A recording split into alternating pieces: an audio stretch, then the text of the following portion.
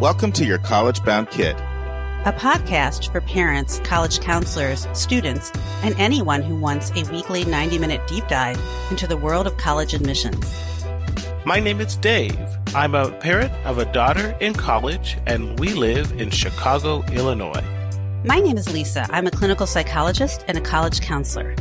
I am a parent of a boy in elementary school, a girl in middle school, and a girl in college. After 30 years in Chicago, we recently moved to North Carolina. My name is Mark.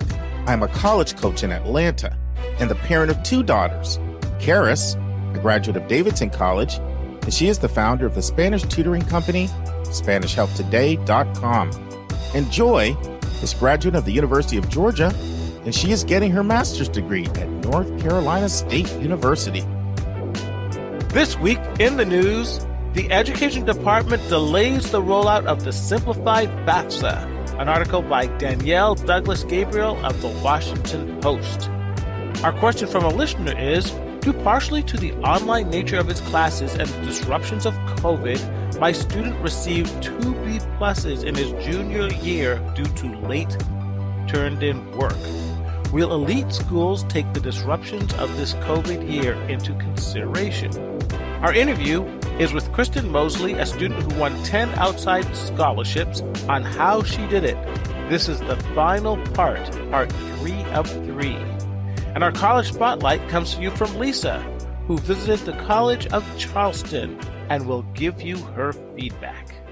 Okay, friends, that's going to be exciting. But for now, a couple announcements.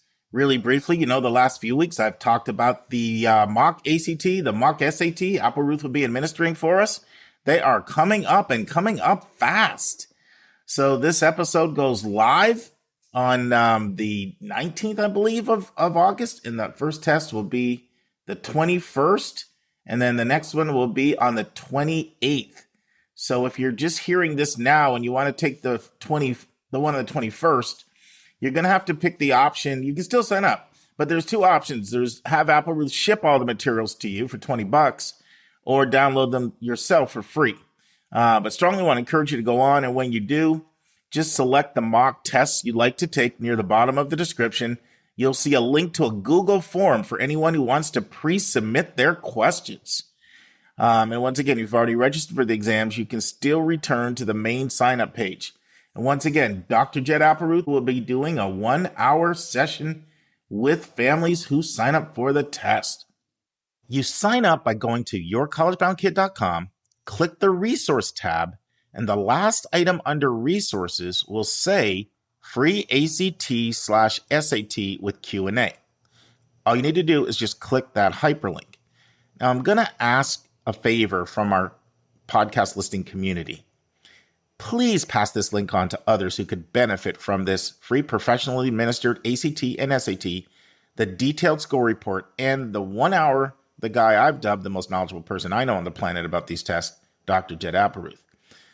This idea was actually birthed with me, communicating with Appleruth, and I had our podcast listeners in mind, but anybody can really attend. You don't have to be a podcast listener. And also, if we get a really good turnout, then I can go back to them next year and ask them to do this again. So please blast this link out to your social media networks and share it with your own network. And let me just thank everybody in advance who chooses to do that. We really, really appreciate it. And the last thing I want to say, probably about 6 or 8 weeks ago, I mentioned how we would be starting to have some question and answer sessions with current students who are at colleges. And originally we were going to have our first one at the end of August, but we actually decided to do this ACT, SAT instead. So we're still going to do that. We're going to push it back, and I'll explain a little bit more about that actually in the recommended resource. Dave, I like to have little teases for people back. Coming back in about an hour. But that's it for announcement time. So you ready for the tip, Dave? Let's do the college tip. So, something I started doing a while ago, I'll just be watching TV and I'll see somebody who fascinates me. And I'm like curious where they go to college. So just, with Google, you just put it in, it pulls up their whole bio. It's fascinating. So Dave knows this. The regular listeners know this. I'm into investing. A lot of times I'll have CNBC on in the background. So I was just thinking, there's 3 hosts on CNBC that are really impress me, that I like a lot. So I said, just curious, where those guys go to college? So I looked up First, John Fort, who hosts a show called Tech Check, 11 o'clock on CNBC. And then Dave Faber, who co-hosts with Jim Cramer on Squawk in the Street. A lot of people who watch Jeopardy know he was the host all week on Jeopardy. Dave Faber, very impressive to me. And then maybe my favorite, Scott Wapner, who hosts the Halftime Report. So I decided, let me just look these three people up this week, Dave. So fascinating. Three of them attend completely different colleges. All right. So John Fort attended DePaul, not DePaul in Chicago, DePaul in Indiana. Okay. David Faber attended Tufts. And Scott Wapner attended USF, University of South Florida. Now, very, very good schools. We've done a spotlight on Tufts, we've done a spotlight on USF, and we plan on doing one on DePaul. But only one of those three, Tufts, would be considered elite. So if you think, wow, these guys must have gone to Ivies or whatever to get those opportunities, just not true. Now, here's where it gets even more interesting. What did they major in? Check this out. John Fort majors in English. David Faber majors in English. Scott Wapner majors in history. Wow. A pattern emerges. Well, the point is, so many times what you actually do is not related to what your major is. So the tip is, try putting the people in that impress you. When you see them on TV, it's going to do two things. One, you're going to find, wow, I cannot believe that major led to that opportunity. And secondly, it's definitely going to broaden your view on not making you feel you have to go to some super elite school to get some extraordinary opportunities. Well, I just want to second that, Mark. I mean, you know that I'm into real estate, and one of my favorite podcasts is the Bigger Pockets podcast. And every week they profile these people who've done amazing things in real estate, have started syndications, and are now, some of them worth tens of millions of dollars and even hundreds of millions of dollars. And, I've yet to run across any one of their guests who've attended an Ivy League school. In fact, so many of them didn't go to college or wasn't great at college, but had an entrepreneurial spirit and developed skill sets completely divorced from their formal education. So it almost makes me feel, man, I wasted my time going to all those colleges. I should have just gone out and syndicated real estate. Well, I know you're Mr. Real. One of my claims to fame is I introduced that podcast to you, Dave. Yes, you did. You certainly did. I'm a podcast junkie. What can I say? But, the point about this is not to be anti-elite. It's just to show you that you really do not have to go to certain schools to get incredible opportunities.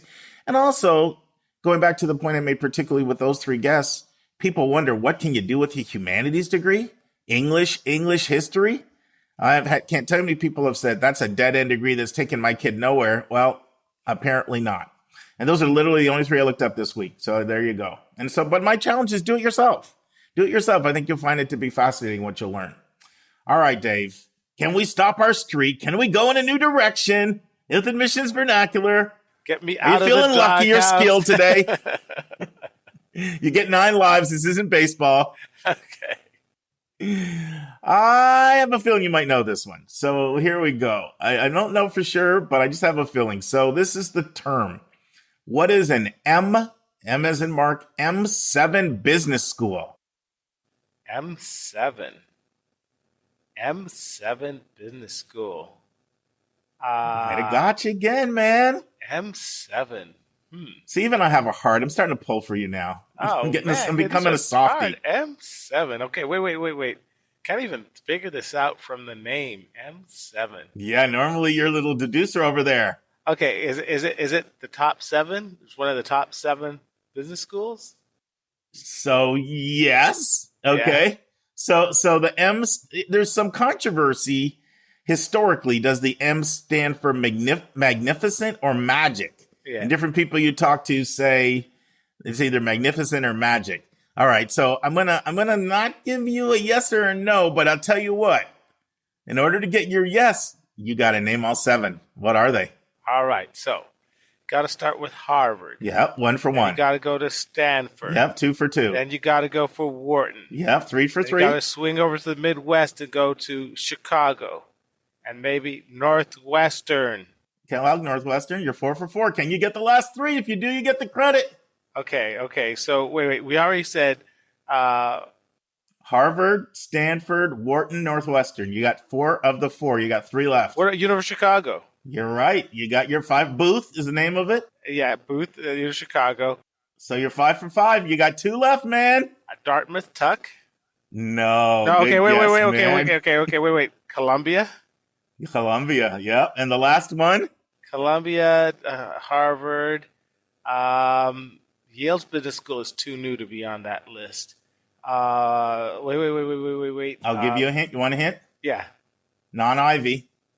non-Ivy. Okay. Then I already said. You want one more hint? Yeah. East Coast. East Coast, non-Ivy. One last hint. New England. Okay, wait. Tufts. No. Good. The answer is MIT Sloan. Oh, yeah. Darn, I should have gotten MIT Sloan. You live to fight another battle. That was close. Yeah, it was close. The M7. So, it's not exactly the Ivy because more than 4 of the 7 are not in the Ivy League, but those just are considered the most reputable business schools. So you hear that term, just like you hear the term Ivy League thrown around, you hear the term M7 business school thrown around. So, Dave, you got an executive degree at Northwestern, so I guess you don't count. Yeah, my wife, who actually got the actual Northwestern degree, actually thinks I got the pretend degree. I'll tell you a real story about my degree. We split up into groups because we were all like mid-level executives, and they wanted us to help each other. So one day I brought home some accounting homework, and my wife was like, "Accounting, great. I know accounting. Let me help you with this homework." And I said, "It's okay, sweetie. My partner's doing the homework." He says, "Well, who's your partner?" I said, "He's an accountant." He says, "Well, then you'll never know about accounting." I said, "Yes, but I'll know how to hire an accountant." Delegation. So ask Frida. Now you got it. Now you got a challenge. Go and ask Frida if she knows what an M7 business school is. I'm sure See if she will. can get it. All right. The big number, as promised, for the third and final week in a row, in order to celebrate the fact that 27% of all college students attend community college. That's literally 5 million of the 17.4 million college students. We did 3 straight big numbers in a row related to community college. And this week, the big number is 62. And 62 is the percentage of community college students who go full-time, who continue to work. So this is a completely different sector of the population. Average age is 28. 2/3 of the students would be considered under-resourced, over 70% in some places, where when you look at like flagship public schools, 1 in 14 kids is considered under-resourced. And the average cost for an in-state public community college when you're in district, $3,770. So you want a good place to give some philanthropy? When we did the countdown of the richest school, nobody was given to the community colleges, but boy, your dollars can go really far investing in this population. So shout out to the community colleges. All right, Dave, take our big article away, my friend. Let's turn to college hot topics in the news.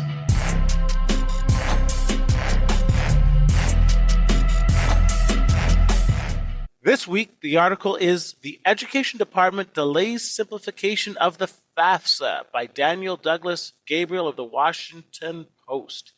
Now, many of you listeners may have remembered that Mark recently did a 4-part series by our good friend Mark Kantrowitz on how the FAFSA, the federal financial aid application, was going to be majorly simplified.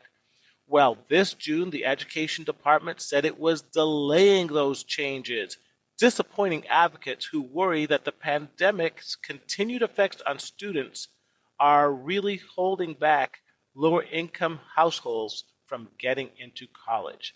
So let's review what those simplifications were. They were, number one, they were going to reduce the number of questions from 108 to 36.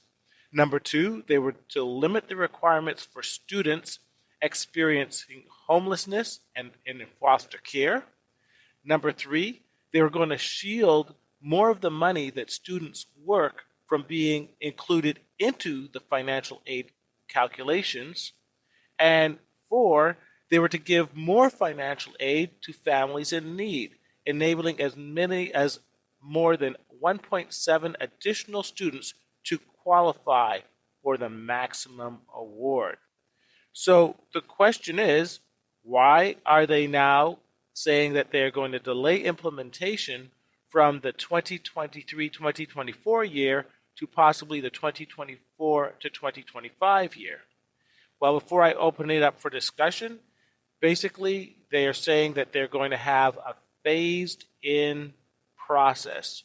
But the students' advocates are expressing concern that this new approach is going to just add increasing hardship to students currently being affected by the pandemic. In fact, this year, more than 600,000 fewer students enrolled at colleges than last year.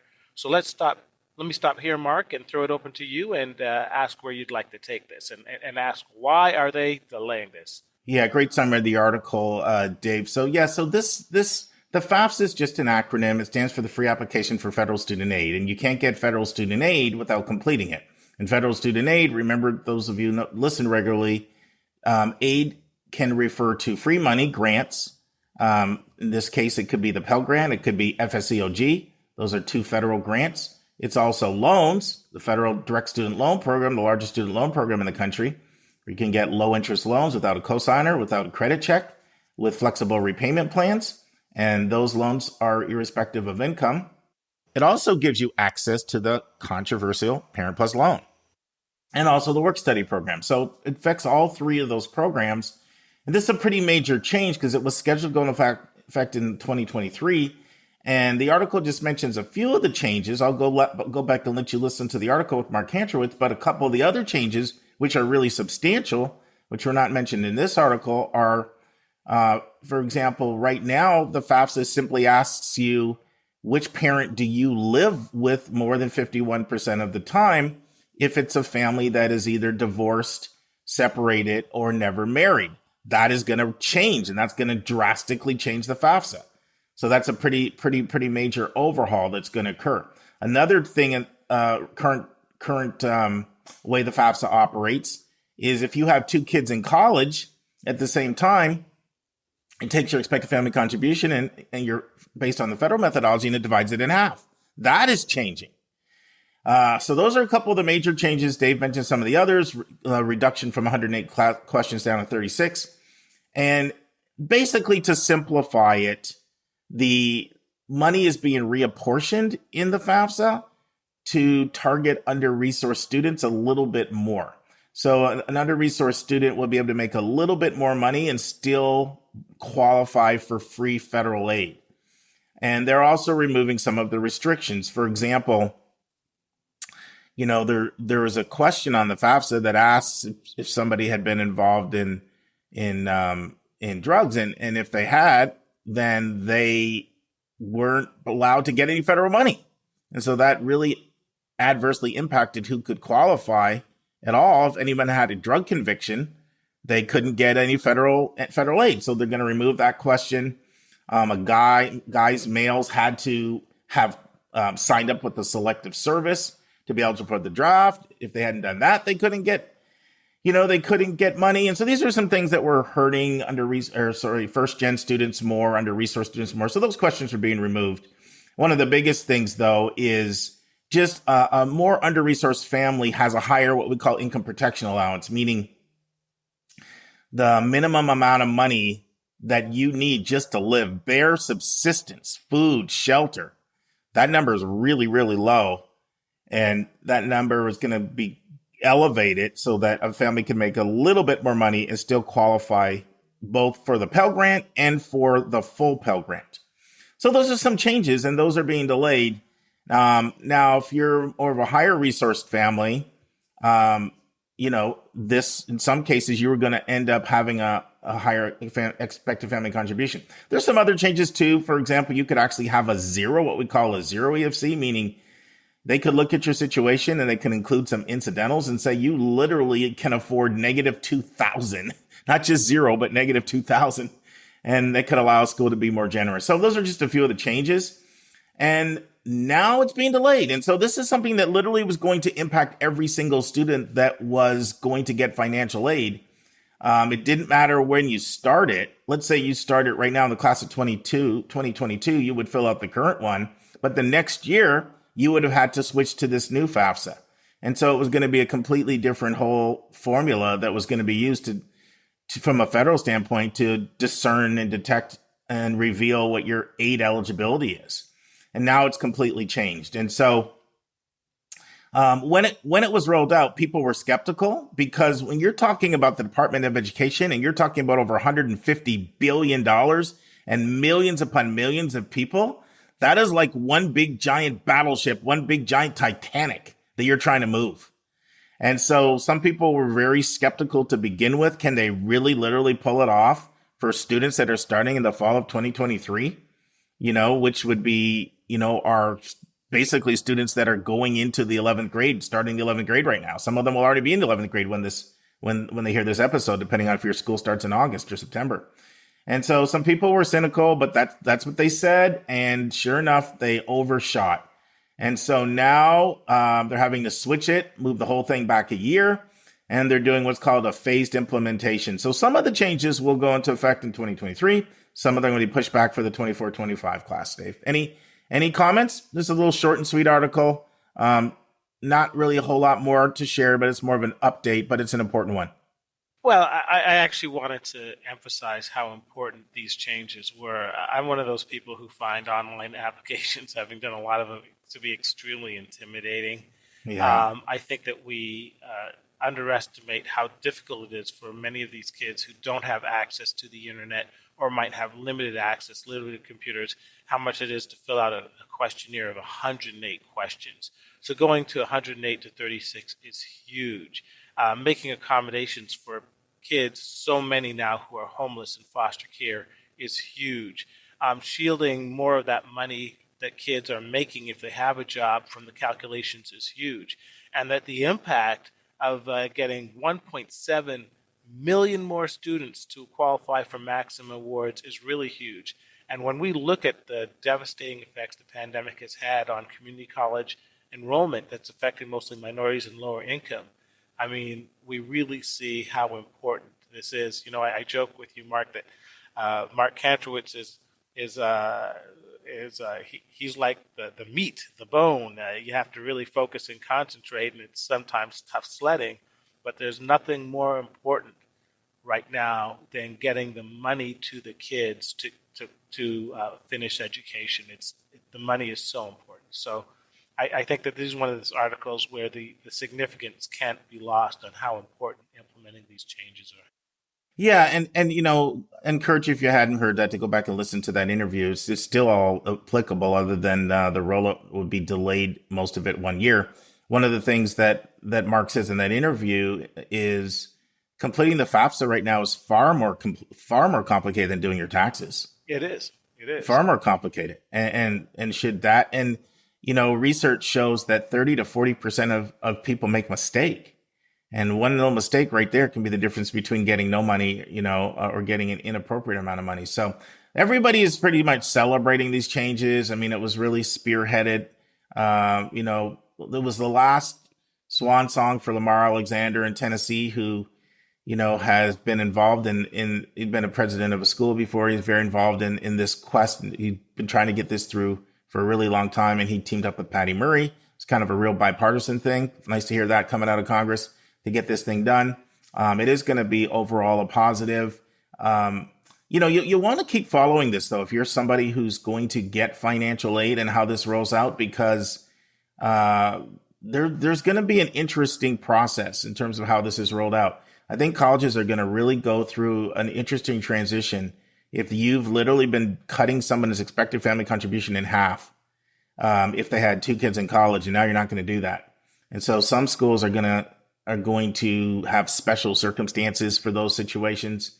Of course, most of the schools that actually used the FAFSA methodology as opposed to the CSS profile methodology, most of them did not meet a family's full financial need anyway. So just because you qualified, it didn't mean you got what you qualified for. The biggest way it impacted people is whether or not you got the Pell Grant.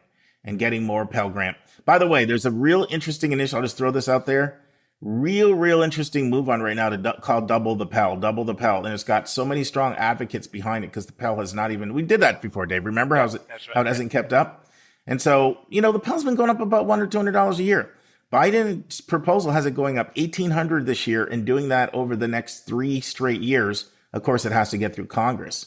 But do you know how transformational it would be if you could take the Pell, which is, right now the max Pell's around 6,500. That's just a rough estimate. And if that could become 13, I mean, can you imagine the in-state schools people could qualify for free and just the reduced cost on people paying for college? So keep an eye on that as you follow this story for those who are interested. It's time for a question from one of our listeners.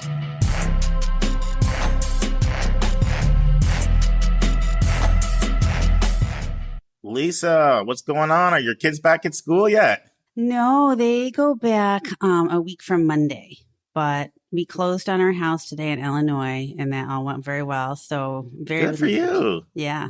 No, it's excited. Good. Well, less than a month from now, I'll be with you in Raleigh, and we'll do some college visits. Yeah, I can't And 3 listeners heard us mention that we're going to be in the area, and 3 listeners I want to get together. So kind of excited to miss early. Yeah, one's even offering barbecue dinner. Can't turn. Yeah, I know you're vegetarian, but you'll find something on that menu. Yeah. Well, just seeing the happiness of the diners around me is enough, truly. Awesome. Well, we're going to start a new little series here. We're going to do a new countdown, and we're going to look at endowment per student, something that is actually really important when you're looking at private schools.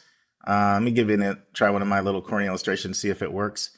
Think about it. If you had 2 kids, and for one kid, you had a $10,000 budget to use for their extracurricular school year, summer, whatever, camps. And the other kid, you had $1,000. Well, you could give the one kid a lot more enrichment with a $10,000 budget versus a $1,000 budget. So private schools rely on endowment, so they're not completely dependent on tuition. And it's not the only thing, but it's something you should be aware of if you're looking at a private school. So we're going to do 10 at a time over the next 10 weeks. And we're going to take the numbers 100 to 90 today. You ready? You're ready, Lisa? I am ready.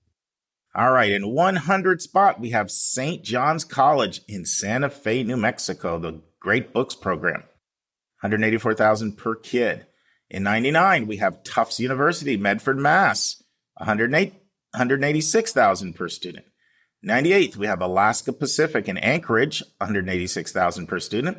Then we have Boston College in Chestnut Hill, Mass. in 97th, $188,000. And we have Southwestern University in Georgetown, Texas, $190,000 coming in at spot 96. 95, the Women's College in Oakland, Mills College, $194,000 per student. Then we have Transylvania University in Lexington in 94 spot, $195K.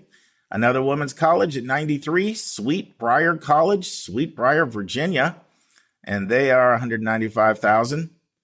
And then in 92nd place, we have Dickinson College in Carlisle, PA.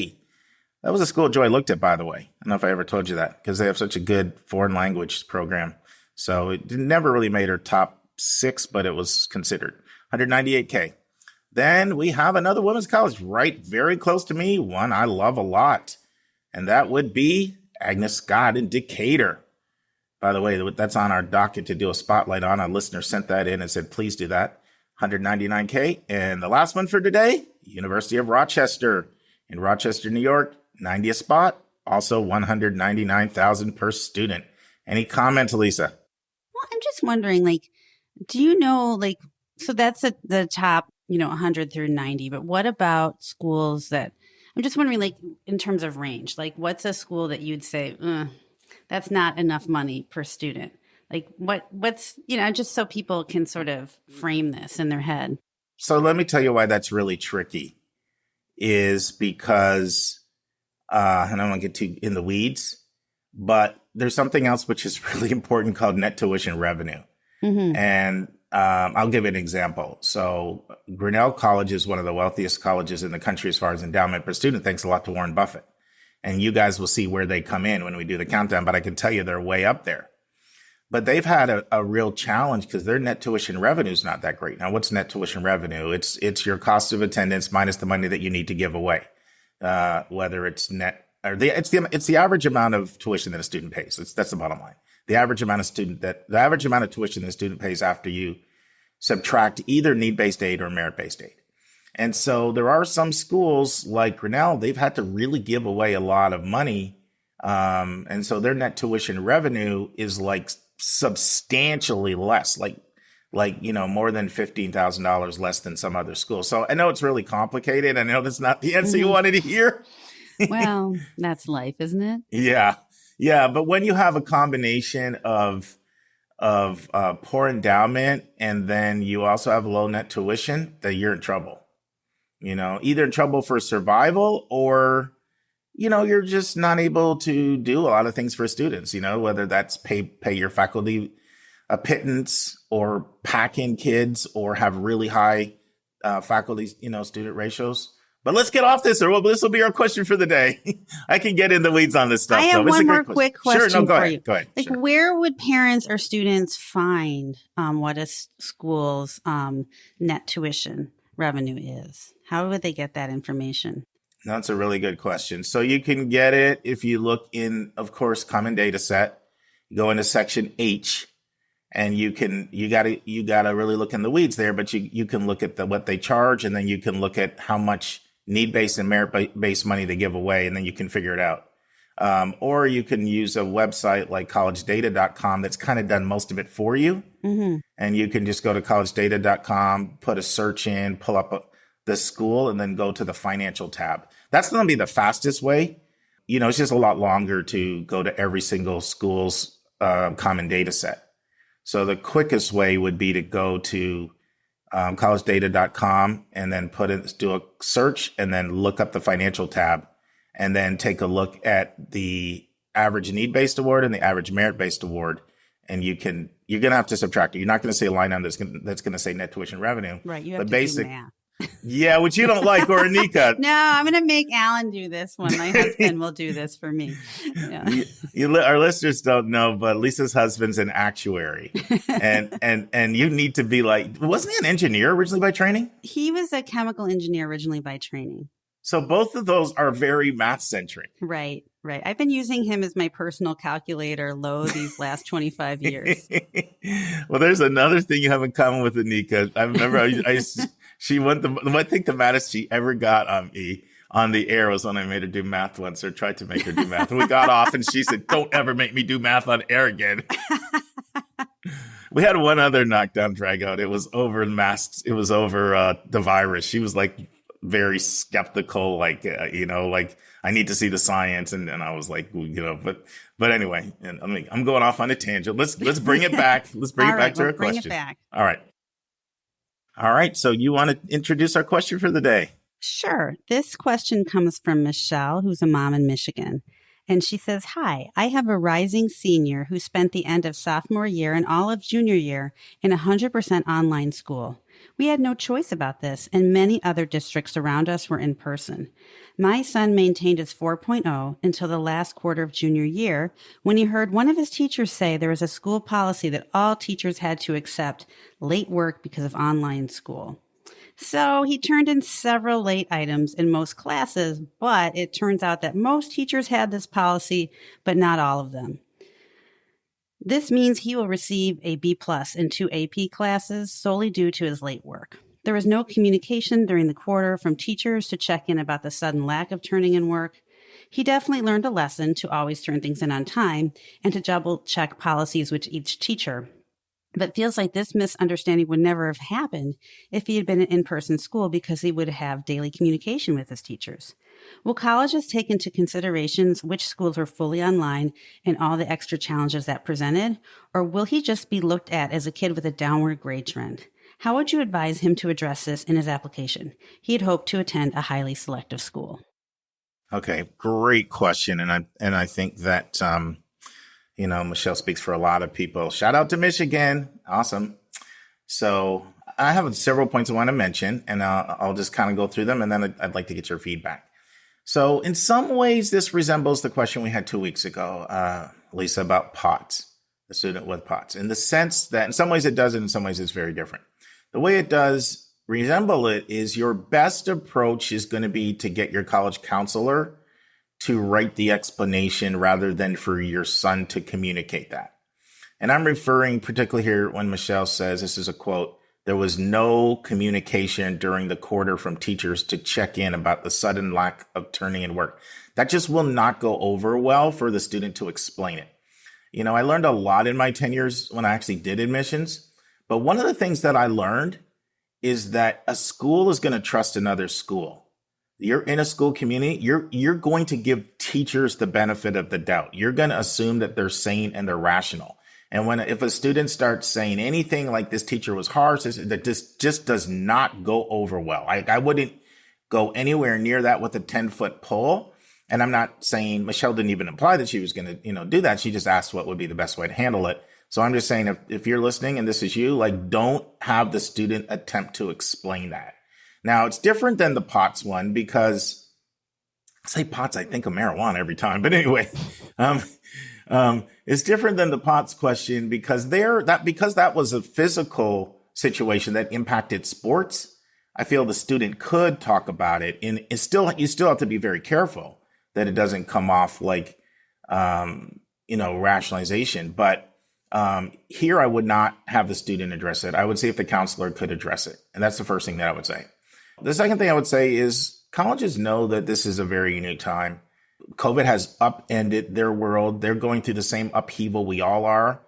And so there is a good chance that with a good counselor write-up, that somebody could receive an element of grace. Mm-hmm.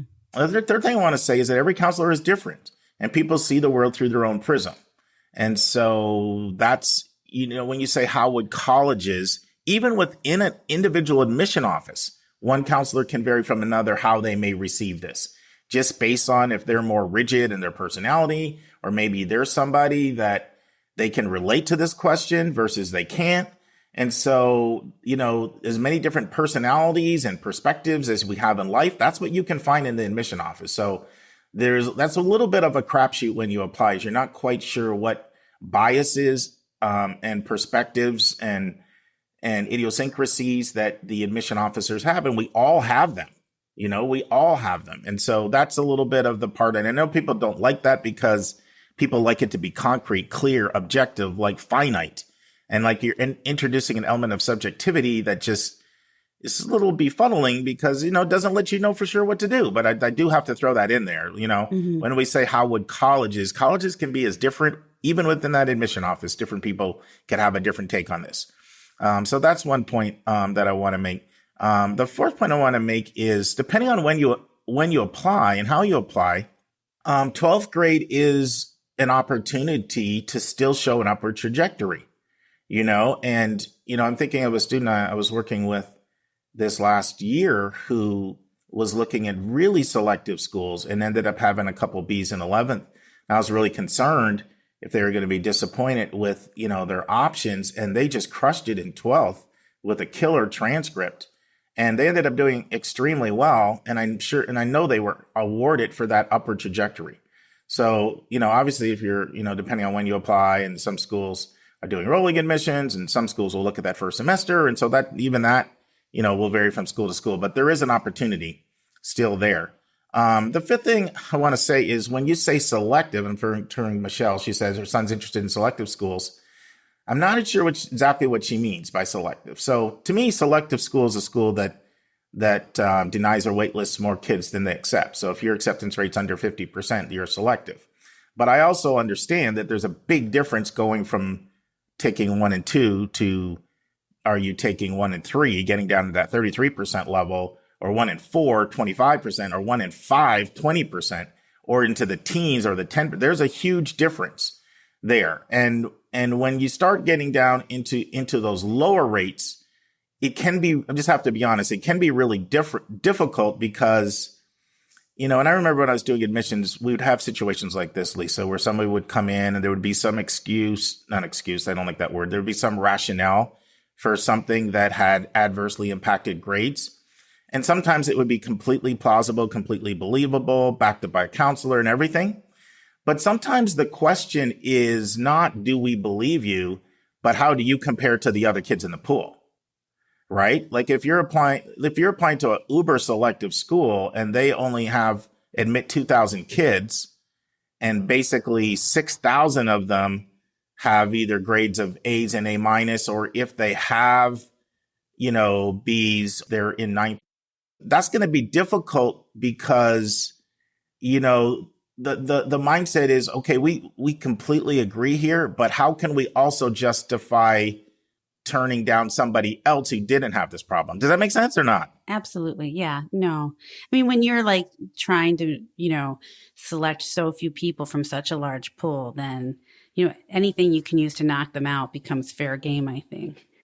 Exactly. I remember when Janet was director of admission at Princeton and she was asked a question, like, what counts more, like the essay or the extracurriculars or the recs and those subject? And she just said, at a highly selective school, everything counts. And it was like really an honest answer.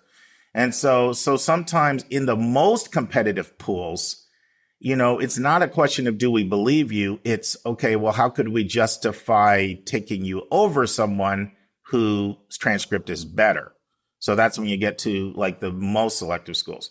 Another thing is, I would say this is a time when if a school has early decision and if you can afford to make that commitment without comparing financial aid offers and you really like the school, it would probably be in your best interest to use that, as that's a place where schools will often take somebody with a few B pluses over somebody with A's or A minuses, depending on the school, of course, just because they know they're going to come and it will help them with their planning. Another thing is to look for schools that are mission aligned, and target schools that have what you're looking for, but you have some type of institutional priority that will make you more appealing to the school. These are some of the reasons why a school will take a student, with a slightly lesser transcript over somebody else. And the last thing I want to say is, don't beat yourself up over two B pluses. Like, there are a lot of students that would love to see any B plus on their transcript. And I'm not saying this is the case, and I'm all for ambition and I'm all for shooting high, and I believe we should do that. But I don't want perfectionism to rob Michele, your son, of his joy either.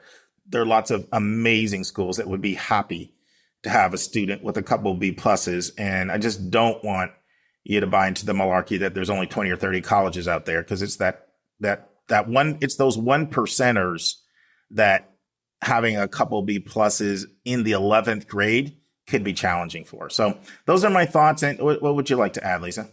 Well, I think what happened with him is like a classic teenage mistake, right? I mean, that's something that any one of us has or could do during our adolescent years. And I'm sure he learned from that, of course, that, you got to check everything out and turn it in on time just in case. But it kind of does highlight like how much pressure these kids are under. Like, you screw up one time and, Harvard and Yale are off the table kind of feeling. And obviously he's going to have lots of great options and it's all going to work out fine. But that's sort of the pressure cooker thinking that I think drives some of our teens, to depression and anxiety, because there's no room for error. No, I agree 100%. And the main way that I try to address this is right from the start. I try to get people to broaden their view of what they regard as a successful college admission process. Because, I see kids I see kids that are valedictorians that, I can think of 2 kids I worked with last year that got 10 or more 5s on their APs that didn't get into their first choice school. 10 or more 5s. It's like, how can you do better than that? Right. 10 5s. That's ridiculous. Mm-hmm. And so, like, if that student, and fortunately, both of those students are extremely happy and they're in a really good place and they had a really amazing mental approach to the whole game. I shouldn't say the whole game, but the whole college admission process. Sometimes it does feel like a game, though. And so I think if you can address it on the front end, because I see these extraordinary kids that like don't get in some of these places. And if that kid who was valedictorian, salutatorian, top of the class body president, if they're not getting in, like, what about most of us who are just slightly above average and hardworking? And so to create a system where overwhelming majority of people are disappointed, it's abysmal for your mental health. Absolutely. And it's also completely detached from reality, because a lot of this starts with the mindset of if I don't get in XYZ school, my career options will be diminished. Like that's oftentimes the starting point in people's minds. And who wants to have your career options diminished? Or my life will go on a different trajectory. Who wants to do that? Nobody wants that. Mm-hmm. I did a session with somebody earlier today before we got on that's really struggling with some of these same things, Lisa. And I just had the conversation with them. I said, I'm in my 50s. And I said, no one has ever asked me what my SAT score was. I mean, I'm rarely ever asked where I went to college. It's true. But what happens is like when you're in that echo chamber, these things like, what are my test scores? Where do I get in? They just feel like they're these monumentally important things in the big scheme of life.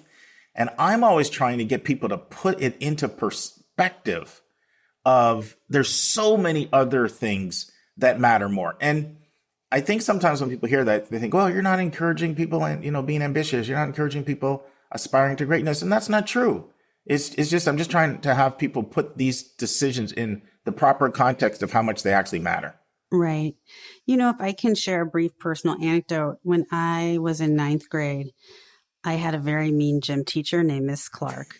You still remember her name? I do remember her name, and she did not like me at all. How can you not like Lisa? What's wrong with her? She, I don't know. But I failed a volleyball skills test. So you had to serve, and of course the pressure, right? I missed the first serve, and so I got an F on the test. And even though I had stellar work on all the other things, I got a C in the class. And I was devastated because there went my chances at valedictorian. First semester of 9th grade, done. And my dad tried to talk to the school board about it because it was gym, and they just told him, too bad for her. But I got to tell you, it was the best thing that ever happened to me because all my friends were sweating it out about trying to, never get a B plus, always get the A, never get an A minus. And I was, I got good grades, but I was already done. I lost. So I think I enjoyed high school a lot more, actually. Because I didn't have that constant pressure of, somebody breathing down my neck, always having to get the highest grade and everything. So, and I guess I turned out pretty much okay. I mean, I have a job. And I think that's an understatement. So I'm just saying, these things happen. And, to think that one semester in your junior year is going to significantly alter the course of your life or who you are or what you're going to accomplish, that's just not how it works. That is what I call a drop the mic moment. I can't add anything to that. There's nothing like the power of a story to make something drive a point home. So let's end with that, Lisa. I love it. Keep sharing those real life anecdotes. I love it. Oh, I have so many. Well, we'll be listening. I'm serious. I'm not joking. Bring them on. And now, this week's interview with a special guest.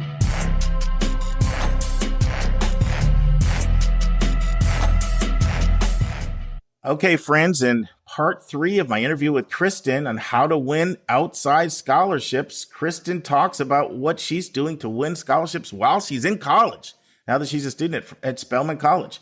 We discuss sweepstake scholarships. What are they and should you apply? Kristen talks about her experience targeting scholarships at places of worship. Then she breaks down every single scholarship that she won. She also talks about something that's so important that my interview would just not have been complete if this topic didn't come up. Tease. You got to listen to see what we're talking about. Kristen tells us what makes Spelman special to her. Had to ask her about Spelman if I'm going to interview her. And then I put her on the hot seat and we get to know Kristen outside of her as the scholarship recipient. I close by asking Kristen if her GPA was a 2.8 instead of a 3.88 or whatever it was, if she still would have won scholarships. Interesting answer. Listen and enjoy. Now, I meant to ask you a little bit more about the websites, because you said you used websites. Were there any websites that you found more helpful than others?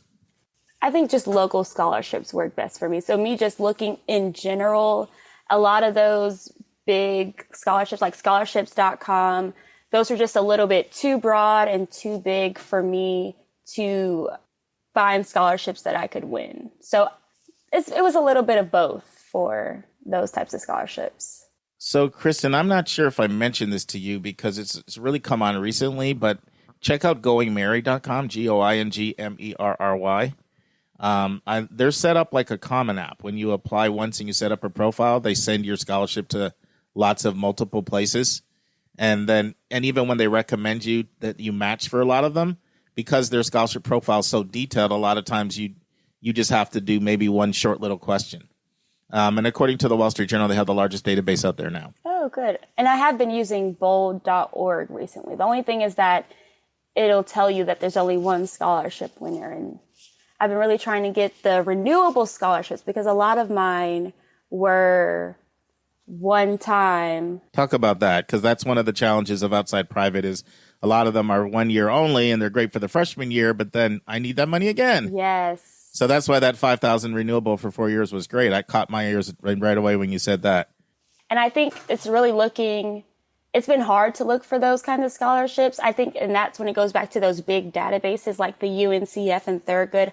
A lot of those are renewable. And so that's why I'm trying to do a better job of, as I talked about, catering my essays towards those scholarship committees, because it's easy to get those one time, but they're one time and you can only use them once during the semester. So I think it's just finding more and doing a better job of catering my essay towards those. Yeah, so check them out. Definitely check out goingmerry.com. Check out jlvcollegecounseling.com too. I've had a lot of students win scholarships from that. They've pre-screened them really, really well. And you want to stay away from these sweepstake scholarships. Do you get those? Oh. Why don't you talk to our listeners about what they are? A lot of people might not know that term. So those are essentially where you just sign up for the website. I think it's Nitro or Nitrix. There's a few of them. Yes. So a lot of those scholarships where you don't have to turn in an essay, recommendation, nothing. You literally just apply. And so those are just, you might get picked out of 50,000 people. So those are not, I wouldn't bank your money on those. I mean, sure, you can apply. Let me go a little further. They're usually scams. Oh. So what happens with the sweepstakes scholarships a lot of times is they're trying to build up a database of emails, and then they'll sell that email database to other businesses that want access to a student database. And so that's a way of gathering emails and contact information is by saying, $10,000 scholarship, no essay, just sign up. It's like a lottery. It's a drawing. And so I actually don't encourage people to do those. And I can't ever think of anyone I've ever worked with that's ever won one. Well, I'm glad you clarified that. Yeah, so no sweepstakes. But what about Scholly? Did you look at the Scholly app or the myscholly.com? Did you look at that? Because they're priding themselves on having a lot of scholarships for college students and a lot of renewable ones. That's so funny that you bring that up because my dad was just talking to me about it this morning. I think I did get one scholarship off of there. I don't remember all of the information about it, but I think it was maybe $1,000. So wait a minute, Kristen. So you basically talked about the three you won from your school, the $1,500, the $2,500, then the $20,000 renewable for 4 years, and then you've talked about the AKA scholarships. How much were the AKA scholarships, by the way, that you won? One of them was $2,000, and then I think the other one was $2,500. Great. So did you win any other scholarships? It sounded like you're telling me you won another one as well, besides those. Yes. So I actually received one from my church, and then one from another local church in the area. So churches are a good place to look for scholarships as well. So glad you said that. Churches are great places, or synagogues, or places of worship. Yeah. So tell me about the church scholarships. A lot of times when I talk to people on scholarships committee at churches, they don't always get that many applications. What was your process like? Do you know how that worked? Was there an essay? Was there an interview? How much? Talk to us about those. Okay, so it was like a lot of my other essays where I had to turn in an essay, letters of recommendation, and then of course all of your extracurriculars or a resume. And so that's sort of how that process went. There wasn't an interview, and I think that's just because it was the church that I went to, so a lot of them were already familiar with the youth in the church, and so that's sort of how they went about that process. And I think that one was $2,500. So altogether, Kristen, you won like how many? Like 8? I think You lost track. so. It's so many. I did. All I know is that I'm just trying to keep that balance positive. I know. You're thinking already about the next year because there was a lot of them were first year. Do you know the total amount, though? Like, if you added all of them up, it sounds like it's definitely over 30,000. Well, no, not necessarily, because that 20,000 is 5,000 a year. Mm-hmm. I have it somewhere on my phone. I think. Oh, and I forgot to talk about the KIPP Opportunity Scholarship as well. Oh, yeah. This is one I nominated Kristen for. I nominated you for that one. This is one that we have at her middle school that she attended. That's for students that are very actively involved in our college process as a CBO organization. And that's a nomination scholarship where you have to be nominated. So I had to nominate people, and I nominated Kristen. I said, and you better select her too. I did. I'm not kidding. Yes. And so that one, we have to keep up our GPA. And then there's also volunteering requirements for that one as well. But the nice thing about that is a 4-year renewable. Yes. Very grateful for that. I actually have a column. Renewable? Yes. Vanier was 5. PTSA was 1,500. 6,500. Dan Keels, that was 2,000. And then 85. Oh, the church scholarship was actually 1,000. Okay. And then I got another church scholarship. That one was 1,000. And then, I don't have the other AKA scholarship on here. You got to update this spreadsheet. I know. As long as it goes towards my balance.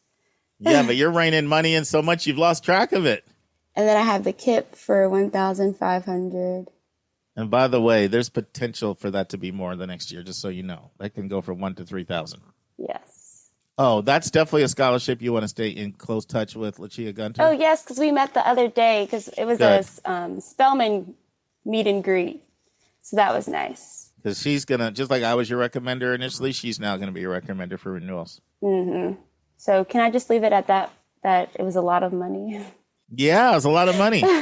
It's a lot of money. This is fantastic. Unfortunately, Spelman requires more, but that's okay. Yeah, because you still probably have what, not a Parent Plus loan, but a federal direct student loan or not? Fortunately, we didn't have to take one out this semester because we were virtual. And so I probably won't be going back next semester either because they said we wouldn't have in-person classes. We wouldn't be able to visit other people's dorms. So it logically just makes sense to save money and stay home. Right. So you saved on the room and board, which is a big chunk. Yes. Yeah. So we might not have to take out any loans. Hopefully not. That's why I'm really trying to get back on my scholarship journey now for these upcoming years so I don't have to worry about loans. Let's take a break to learn about Mark's recommended resource for the week.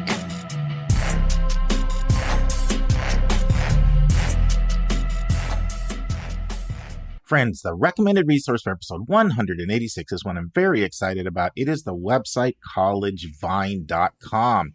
And this is another one of these websites that I'm just surprised it's taken me 186 episodes to get to it. But College Vine, I regard as the leader in virtual guidance. They're a free resource and they're designed to solve the problem of the lack of access to quality counselors in public schools. And if people don't have the resources to hire a professional, or quite frankly, even if they do, it's still a great resource to use. And there's a lot of really outstanding things here. You can use the GPA calculator if you're not sure how to calculate your GPA. There's a great search tool you can use to search for colleges by, major location, things like that. There's also an excellent college admissions calculator to assess, your chances of admission. One of the things I like, there's some good financial resources there for guidance. And my favorite thing are the live streams.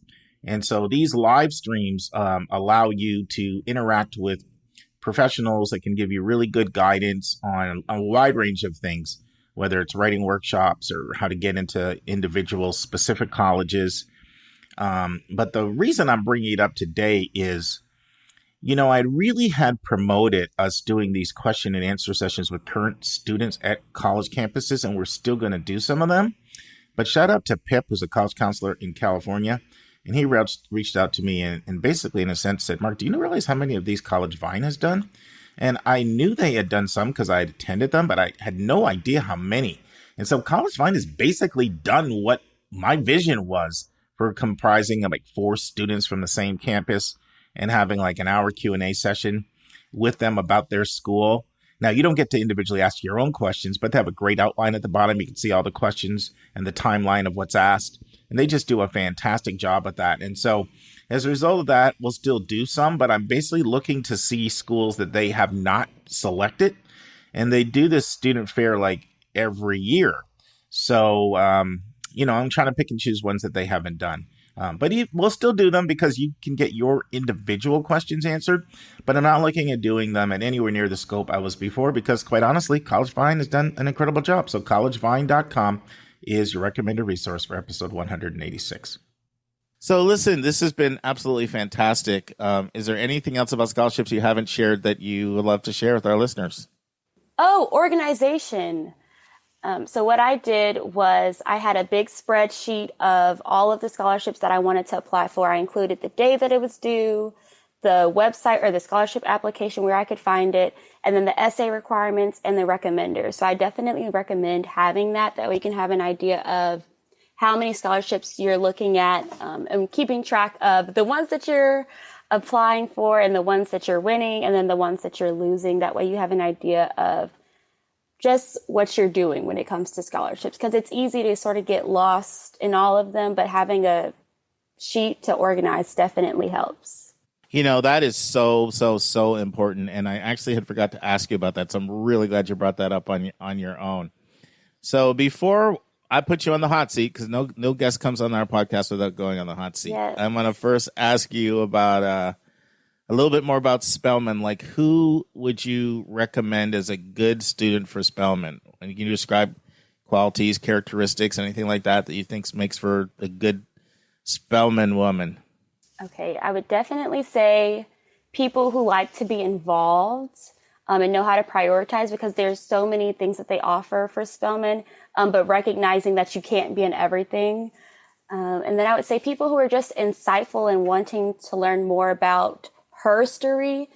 This year I had to take a class called African Diaspora in the World, and we're talking about Africa before slavery. And a lot of the authors that we read this semester were African-American females. So talking about Audre Lorde or Dr. Beverly Tatum, just reading those kinds of people, I think were really important, and recognizing that women have a lot to say as well. It's regarding history. I love that, herstory. Get that? Not history, herstory. Herstory. New word from my lexicon. Good one. All right, here we go, Kristen. Question for you. What is your favorite type of movie? Oh, I was hoping not favorites. I'm really bad at favorites. Well, I'll give you some more then. Oh, no. Okay. If I had to say a favorite, I would say one that I tend to watch a lot because I don't like to rewatch movies. So I'd definitely say The Spiderwick Chronicles. I don't know, for some reason that movie just really draws me in and I like to rewatch it. It's a good one just to, sort of rewatch. Well, that says a lot if you like to rewatch it. I'm going to give you another favorite kind of music. Definitely R&B. I love music that sort of speaks to me and makes me feel some kind of way. And I think gospel sort of goes in that too. So if I could just put those are my two favorites. Put those two together, R&B and gospel. Those are my two favorites. Yes. So are you like an old school R&B, like 70s, 80s, 90s, or are you more like new school? I'm a 90s, 2000s kind of R&B person.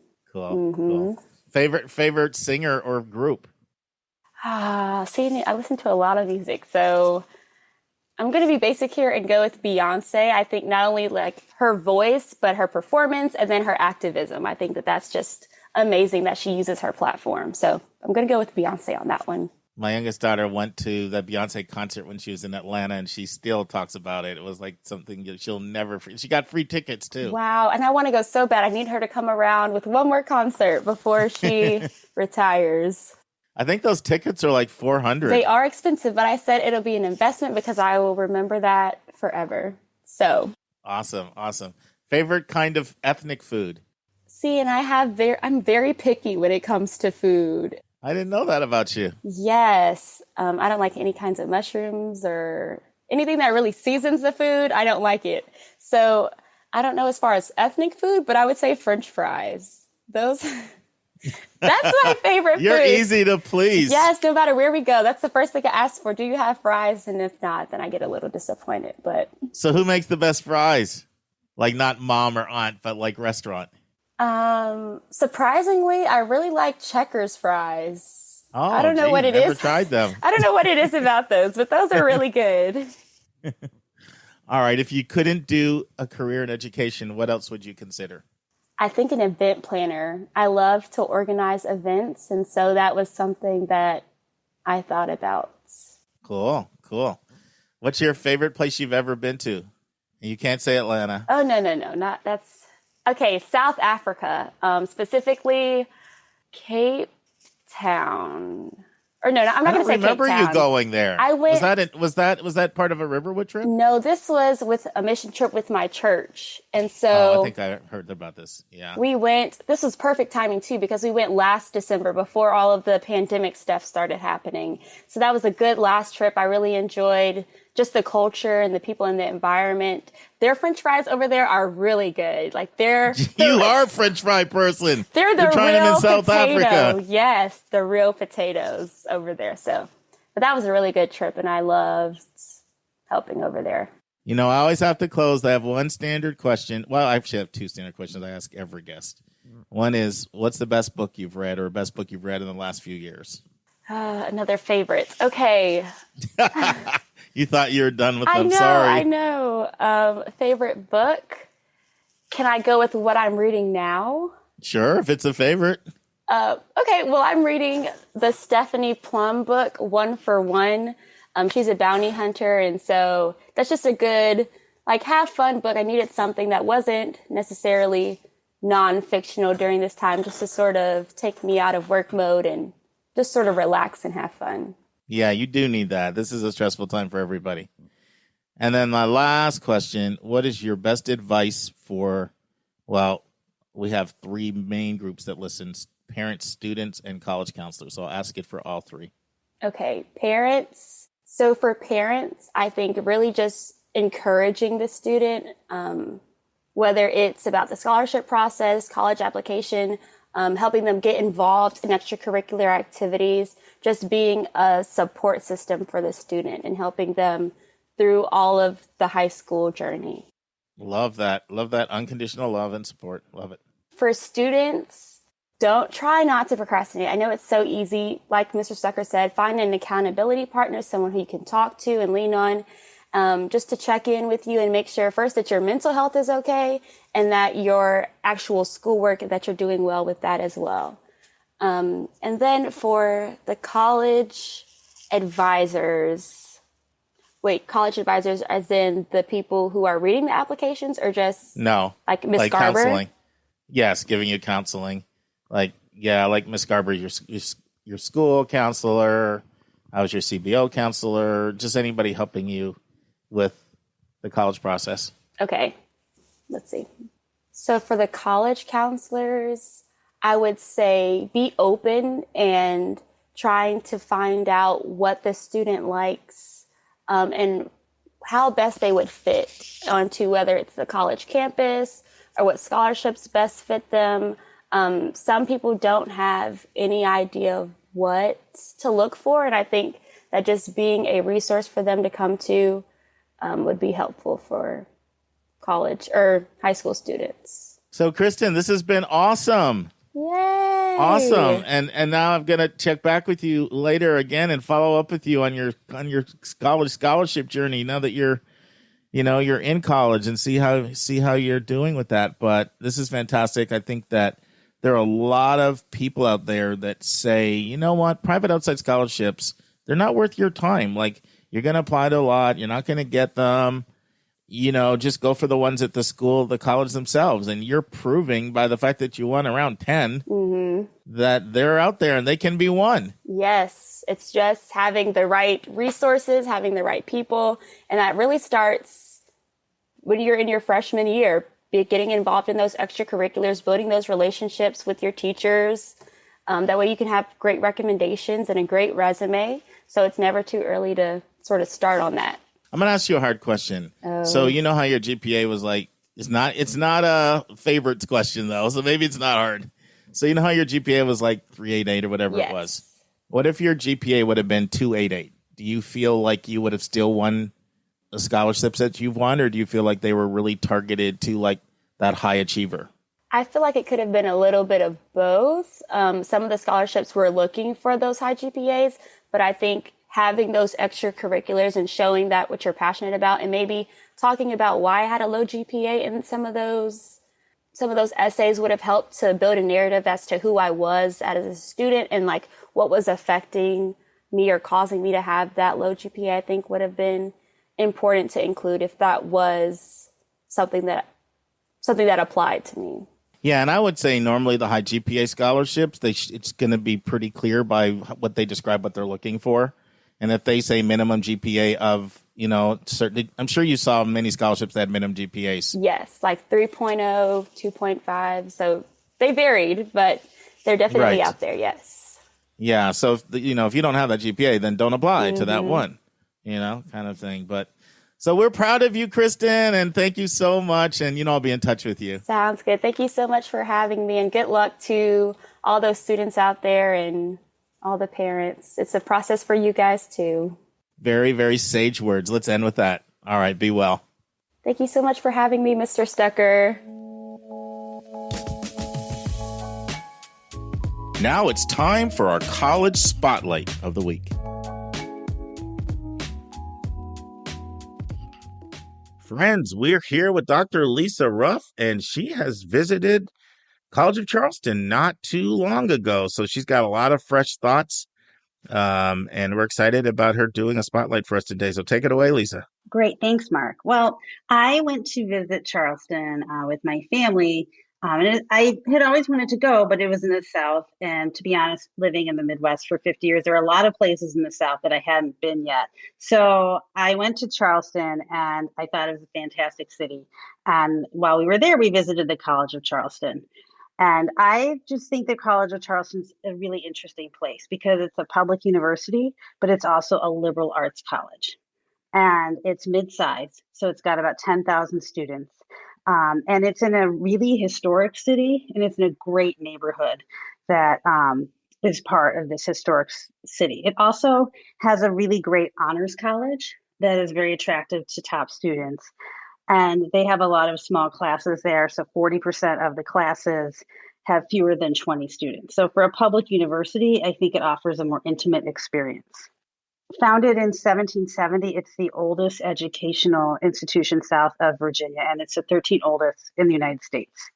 And during the colonial period, wealthy families would send their sons abroad, but by the mid-18th century, people thought maybe we should keep our smart young folks in America. And so they started to create these institutions of higher learning. And Charleston the city itself has like a lot of history, and so does the College of Charleston.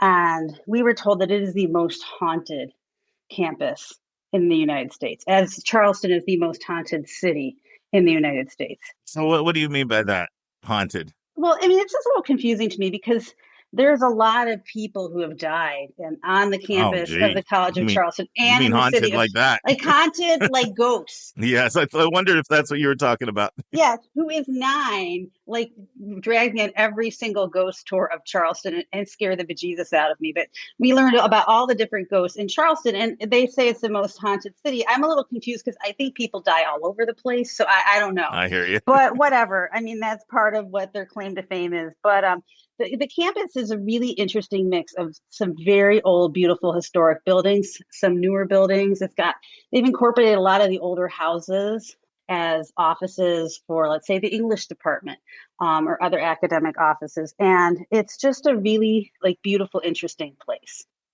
Charleston is sort of a mid-sized southern city. It's on the ocean. It's very popular tourist destination. Lots of, beautiful old buildings. And the neighborhood that the College of Charleston is in is for a young person is fantastic. My daughter Lily was there, and she told me that if she went to the College of Charleston, I would be broke because she would be out shopping and going to all the fantastic restaurants. And she wouldn't be studying at all. So it's lucky that I put her in the country where she can't access that kind of stuff. But it is in a phenomenal neighborhood with every kind of trendy store and restaurant you can imagine. And you just walk off the campus and you're right there. So it's great for somebody who wants kind of that urban setting. But, Charleston's not like New York. It's not so densely populated. So it's sort of like, I would say, like a city light kind of experience. And it's also really close to the beach. So you're a half hour from the beach. There's, 3 beaches within a half hour. And that's a really popular pastime for students at the College of Charleston. Joy has 3 of her friends there. Oh, really? One of her best friends. Yeah, they were backcourt teammates for years together. She's a starting point guard there.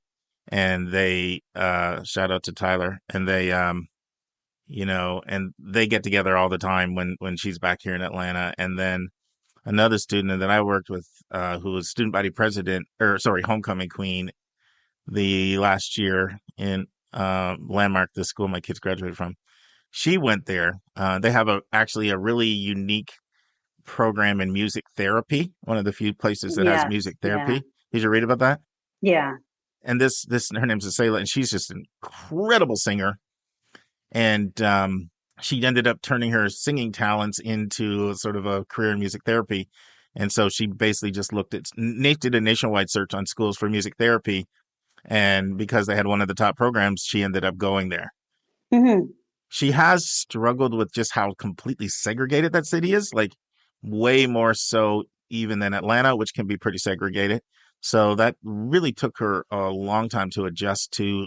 Her first 2 years were a little difficult for that reason, but years 3 and 4 were just a lot better, I guess, as she got either acclimated or, found so many more positive things to focus on. And so she has had a positive experience now, but her first 2 years, and I've had other students talk about how segregated, and then I know the history of Charleston too. So the history always, impacts itself in the present. So, Yeah. It's funny. I have a student I'm working with in the San Francisco area, and this student, like, she has to have a beach, like 13 times in my questionnaire, she said, I want to be by the beach. That's a record.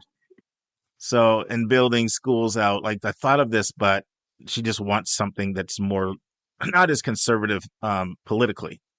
And so I don't think it would have been a match for that reason. I think she would have loved the campus and loved the location, but she just really, really clear, like, I don't want something I want something that's mostly left leaning, not right leaning. Right.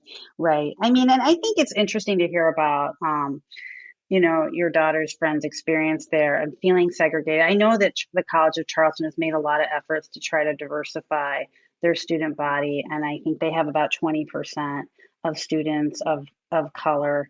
That being said, I mean, there's the people who are there, and then the people who are going to hang out with you and the people who aren't. And, it could be culturally, that's still not really integrated in a way that maybe some other schools are. Can I say something too? Like, Mm-hmm. I look at diversity, if you're talking about racial ethnic diversity, I look at it through the context of your area, right? So South Carolina as a state is, is close to 50% students of color, mostly Black. It doesn't have huge Asian populations, huge Latinx populations, huge multiracial, but South Carolina is second only to Mississippi for the largest Black community. It's pushing 37%. So 20% is actually really low for that state. Right.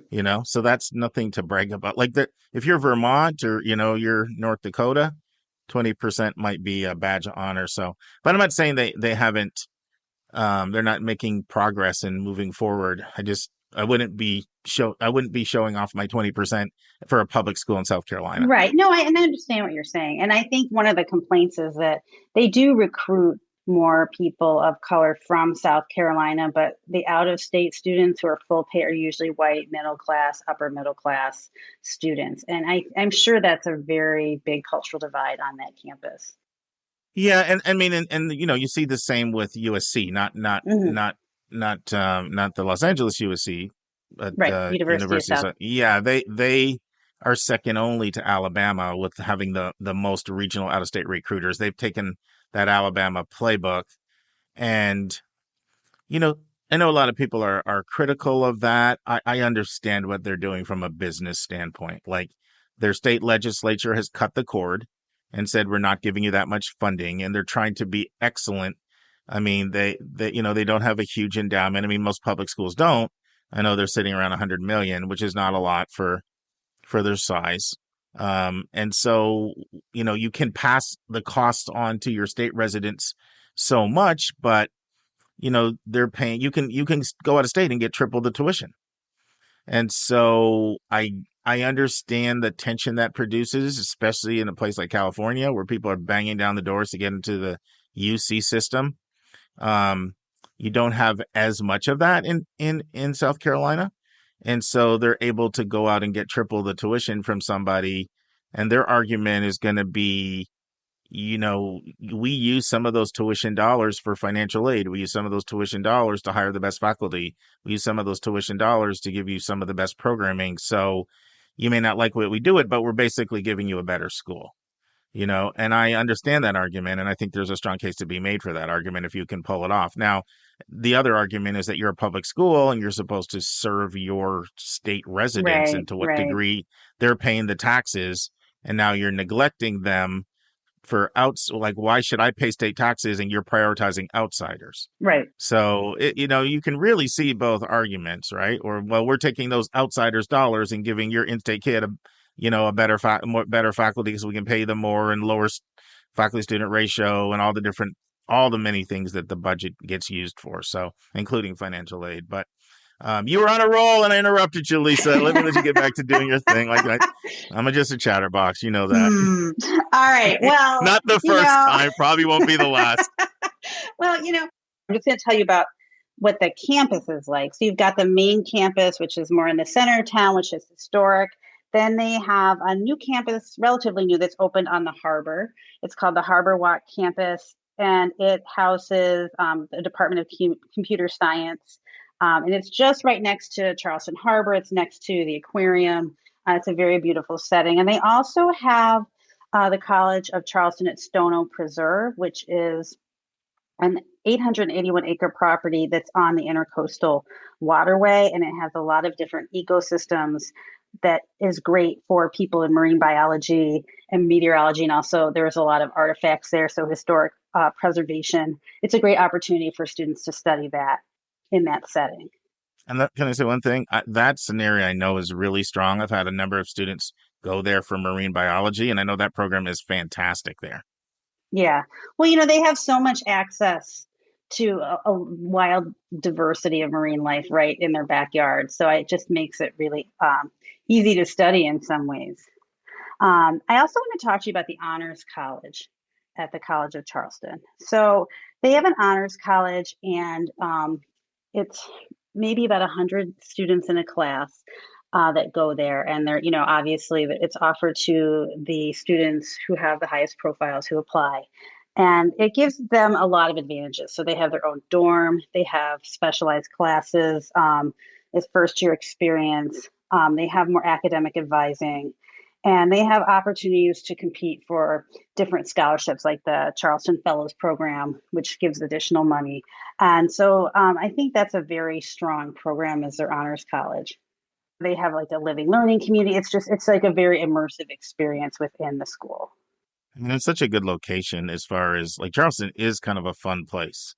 The combination of beach and city and warm weather, like it's and ghosts and ghosts, yeah.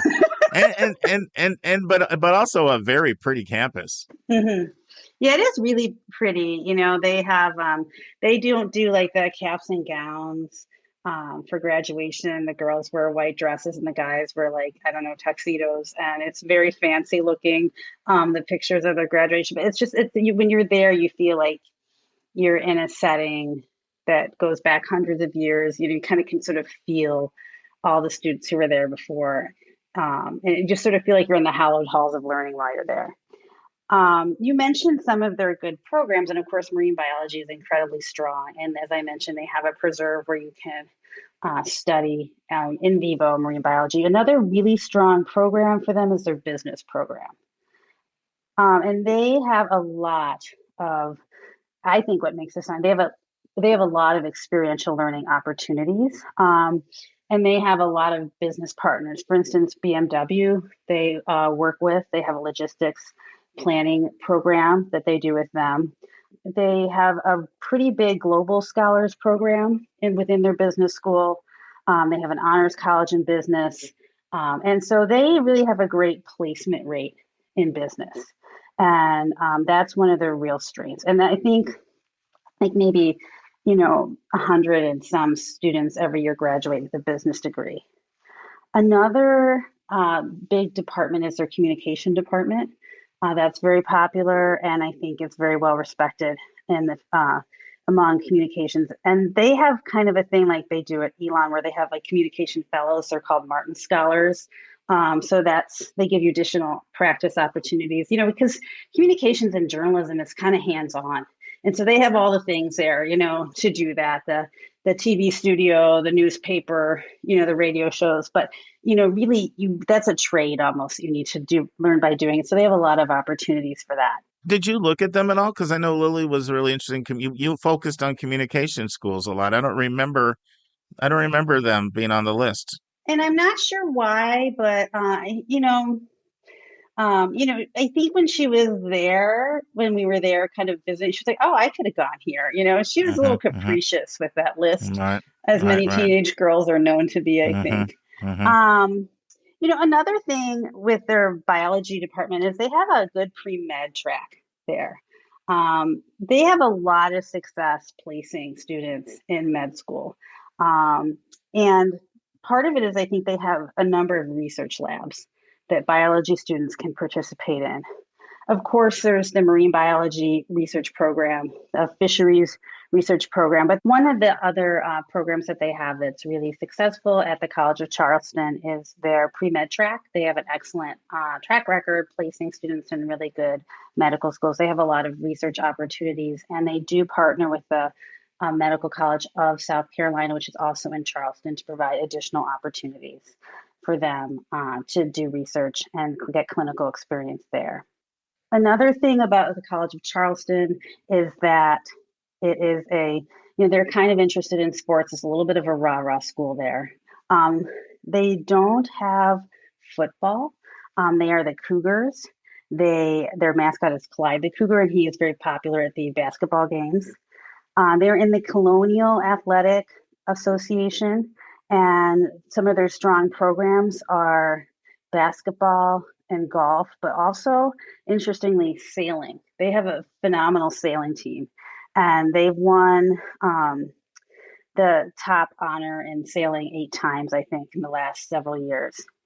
And their equestrian team is also really quite good. And I think there's the girls' equestrian team. They're some of the best riders in the region. And so if you're interested in horses and riding, that's a great place to go. You have to take advantage of your location. Mm-hmm. You just have to. Yeah. And so if you're the College of Charleston, you've got to take advantage of your proximity to the water. Right. And have the marine biology and then have the sailing. And then it makes sense because, you're a decent sized southern city to be able to have the communications.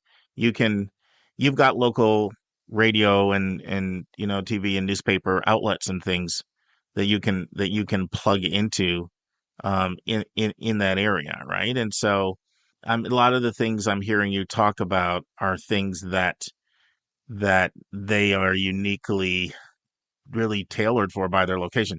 I wonder if a lot of times schools like this have strong programs and stuff related to like hospitality and tourism and something like that too, because Charleston is a place that gets a lot of tourism. Yeah, I don't think they have a major like that.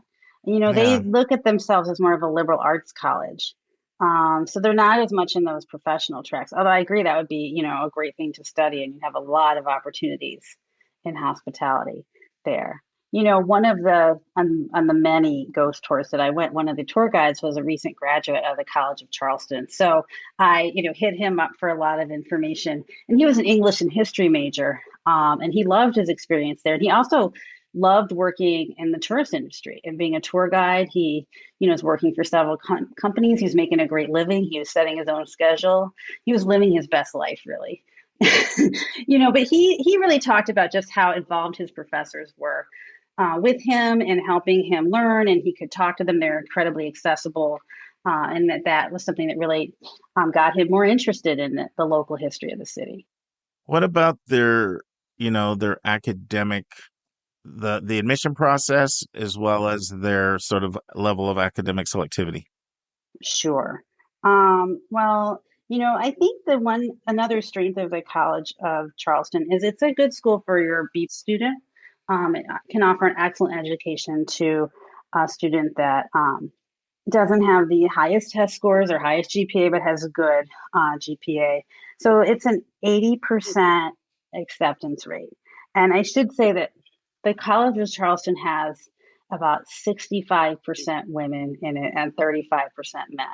So one of the dings of it that I saw in student reviews is hard to find a guy because there's not that many of them around. So, and apparently there's a lot of guys at the Citadel, which is the military school down the way, but the girls really, it's just not a good batch, values wise or personality wise. So that's the one thing. So most of the people that they accept are women. They are test optional for 2021, 2022, 2023. And the average GPA is like a 3.5 to 4.35. Average SATs, 1060 to 1230. And average ACT is 20 to 28. Obviously, those are going to be higher for the Honors College, and they didn't really publish those numbers that I could find. And they're higher, and they also, have more of a holistic admissions process for that. So, I think it's something that, it's achievable for a lot of people, and, you can get an excellent education there. Do you feel, I mean, you hear this with a lot of schools, right? Including really, really good academic schools. But a lot of times when people will label it a party school. Did you get any sense of that at all? Whether that, I mean, I know that's such an overly used term, but you hear both things about the College of Charleston. Like the guy I talked to, the tour guy, I mean, he said his classes were rigorous and that he learned a lot. And it's also, the party seems very active. I think it depends on what you want out of your college experience. Greek life is popular. There's about 22% of students who are participating in Greek life, but I think a lot more people go to the parties, even if they're not in the sorority or the fraternity. And, so there is a pretty heavy party scene there. But I also saw people saying that the most active social organizations are the Tour Guide Association and the Jewish Student Organization, and the Informed Democracy Group is like one of the most popular groups on campus. So I think it's kind of, what you make of it and what you select to do. I think the opportunities for education are there. There are also opportunities for a lot of other things. And at the University of Chicago, we didn't really have a choice, right? There was just one thing. Here you get to pick. So, and then I know the three students and I mentioned a couple of them. The other student, another person Joy played basketball with that plays on the team there. One thing they do like is they find people to be friendly there. I don't know if that was your experience, but yeah, there's sort of some of that Southern charm, that Southern genteel, friendly culture. Did you experience that? Absolutely. Everyone I talked to on the campus was incredibly nice. And that when you look at student reviews, again, that is one thing that comes through over and over is that people are nice. They're friendly. They're interested. That, people generally try to be inclusive. There's not like a huge divide all the time. I'm sure like anything, like your mileage may vary depending on who you meet and run into and kind of what you bring to the table there. But I think that is something, it's a social school, people are friendly. I think that's a part of the culture there. So who do you think would be a good match? I think that if you are interested in business, if you're interested in biology, if you're interested in communications, and you would like to be in an urban setting in a mid-sized school, and you like it hot. It was very hot while I was there. You like kind of hubbub and parties, and you're more of maybe an extrovert, then it could be a nice fit for you.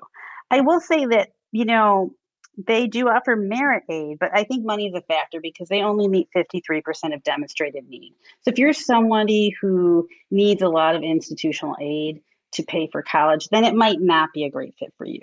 I think the average student load is, I think it was $32,000 over 4 years, which isn't terrible, but I think we've seen a lot of colleges we've talked about that generally have a lower student loan accumulation over those 4 years by average.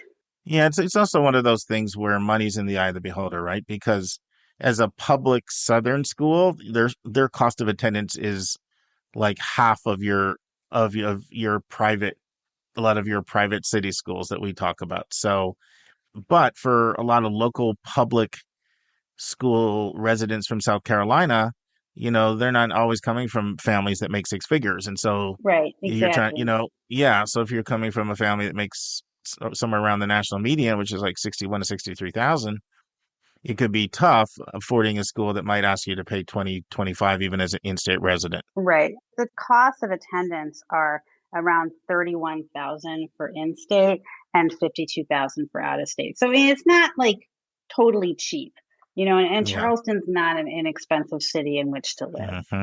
So I think that if, like you said, like if you're local and, they're gapping their in-state students 50%, that's quite a lot. It is. It is. Yeah. And like you said, you were there. So you recently, so the cost of the restaurants and shopping and everything is on the higher side. Right, right. I think that they have pretty good retention rates at 79% of freshmen. Their graduation rates are higher than the national average, but they are maybe, there's some room for improvement on them. I think the 6-year graduation rate is around 65%. Believe it or not, that's not that bad Right. when you look at the range of students that they're. It's well, there's two ways of looking at it. It's bad in that you don't want to pay all this money and 1/3 of people don't graduate and you still have a lot of debt, right? Like nationally. So in the big picture, as a nation, we need to do better. Hmm. 65% is not good. But if you look at the range of students that they admit and the fact that it's not necessarily, just affluent students coming in, and people oftentimes leave over money. You can see by the loan rates and things like that there are people coming in with financial needs to the school. Then that's not an atypical graduation rate compared to other schools. That's what I mean. Like comparative to other US schools with a similar academic and financial profile of a student, those numbers are above national averages. I know they're not great. So, Dave's would be harsh here because he's like, look, if you're paying this money, you need to be graduating. Well, no, I think that their argument is that they take more non-traditional students and Correct. that they take longer to graduate. They have to stop and start because of money or family obligations and things like that. And so they feel like it's actually kind of depressed that number for them based on that. But like you said, as a nation, like we should all be doing better on this, right? They are absolutely right. You just can't compare graduation rates between well-resourced or highly resourced students and under-resourced students. It's literally apples and oranges. It would be like comparing a kid whose parents just got here as refugees from Haiti to a kid who grew up in Park Avenue, New York City. And it's not just non-traditional, because I see this everywhere. It's a traditional student that's 18 and goes away to college, but the family doesn't have the money, Right, right. right? And so they're gapped. And then they do Parent Plus loans for one time, and they do like 20 grand in Parent Plus loans. And then you start paying them, and then the parents like, I can't do that in year two.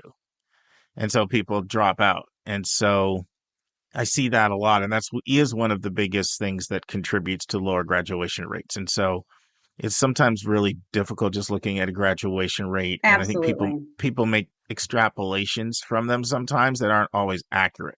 No, absolutely. I mean, it's just one number. It doesn't describe the complexity and the variety of experiences that people are having. And I think that some schools have done a really great job.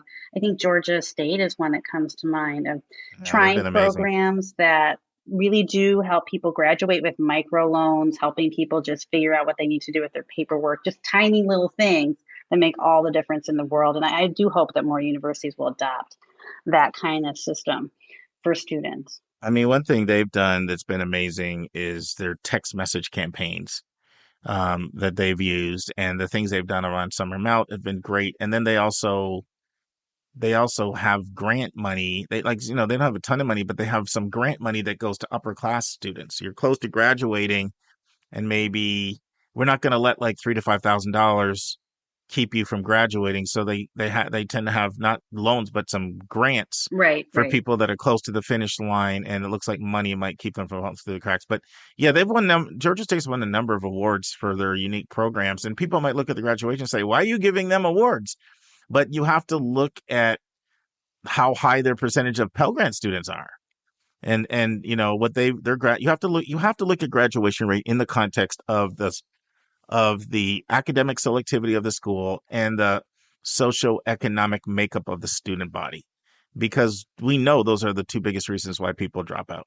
Right, right. And that's what I tell people. Sometimes if they really like a school and they look at the graduation rate and it's a little lower than they might want, and I'm not saying that's not something to look at, but I am saying that doesn't, if you're thinking that 65% means my kid only has a 2 in 3 chance of graduating, when if your kid has been a solid student consistently and your financial situation, your family is pretty stable, like the profile of that kid is a lot higher. And the other thing sometimes people don't realize is that if students transfer out, let's say you started out at College Charleston and then you transferred out. Right. Then you don't count. That dings you in the graduation rates. Absolutely. And people don't understand that. Like it doesn't, you're hurt in your graduation rate if you end up transferring out for a school. But anyway, that's just one of my pet peeves. No, I get you. You'd ask like who's a good fit, and you kind of alluded to this earlier.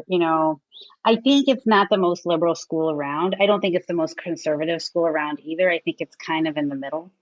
What I could tell, it was like kind of 1/3, 1/3, 1/3, 1/3 liberal, 1/3 conservative, 1/3 apolitical. Mm-hmm.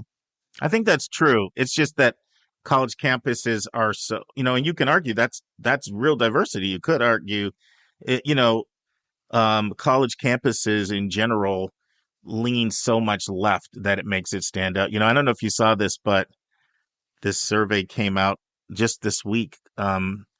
The percentage of Ivy League students that would date a Trump supporter. Take a guess what it was, Lisa. I'm going to say like 7%. Oh, that was good. It was 6.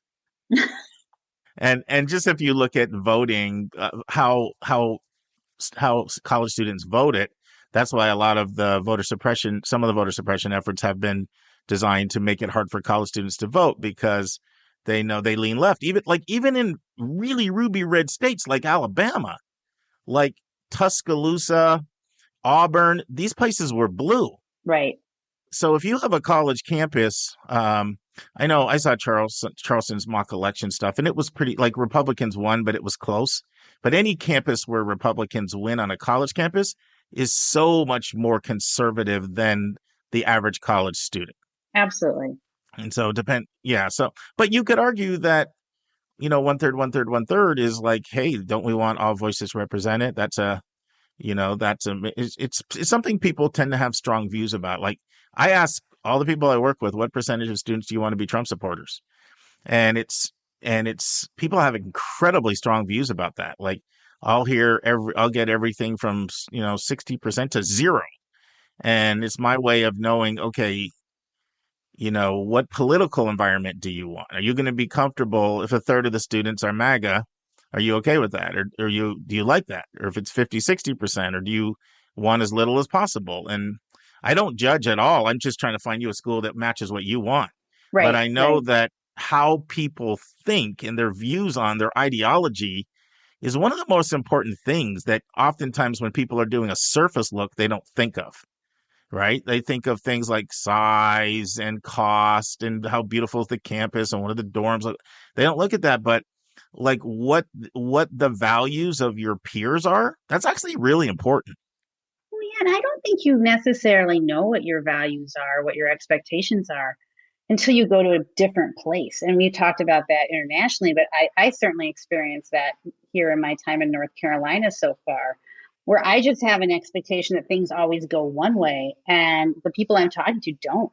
And, we're kind of not understanding each other. And I think that, You're going through cultural adjustment to the South. A little bit, a little bit. it just seems like in Illinois, there are no excuses. You just have to get everything done. It doesn't matter if it rains, if it snows, if, you're sick, whatever. It's just got to go, go, go. And I don't get the same sense of that here. And I'm not saying that's bad, because it's probably actually a more balanced and mentally healthier perspective. But It's different. Yeah. I'm just not used to. I'm so Right. programmed. But so I think that somebody like the student you were talking about could go to a place like College of Charleston and not really realize, like how segregated it is just on the tour or anything like that. And it's not until you get there and you really see how people are living differently that you realize it. So, I mean, it's hard to know. I mean, some of it is it's a very conservative state. Like if you look at the most conservative colleges in the country, a lot of them are in South Carolina.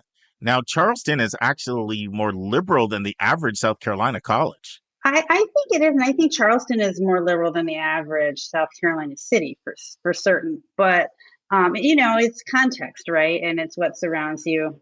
So, I think that, probably Charleston, the College of Charleston, like the rest of the country, we all have work to do in terms of becoming more integrated. I mean, certainly Chicago is one of the most segregated cities of all time, right? I mean, so you can't say it's geography either.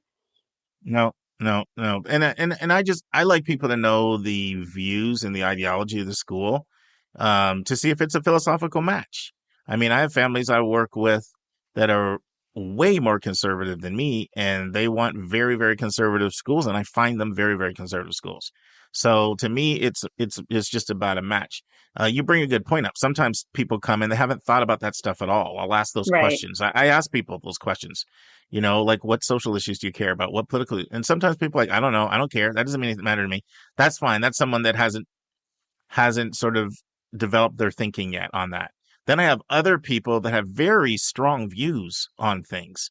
And then what's interesting is sometimes the people that have very strong views, sometimes they really want to be around a community where people think like them.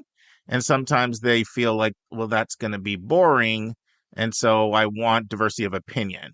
And so, we're all different and we're all so complex. That's what makes this job so fun, what we do. Yeah, and I think that, the fact that we're even having this kind of extended conversation about it just reflects where we are as a country and as a society, that things are so polarized right now because, in the past, I think, I grew up in Missouri. It was more conservative than I was, but it wasn't a big deal in the sense that people we could talk about things and disagree and nobody shouted and they just kind of laughed at me and said, my bleeding heart, ha, ha, ha, and off we went. Now it's not like that. Now, like you were saying, like who, what Ivy League person, what percentage of them will date a Trump supporter? I have a number of clients who are in, Biden Trump marriages, and it is not going well. It kind of can't, because both sides are continually stirring things up. Yeah.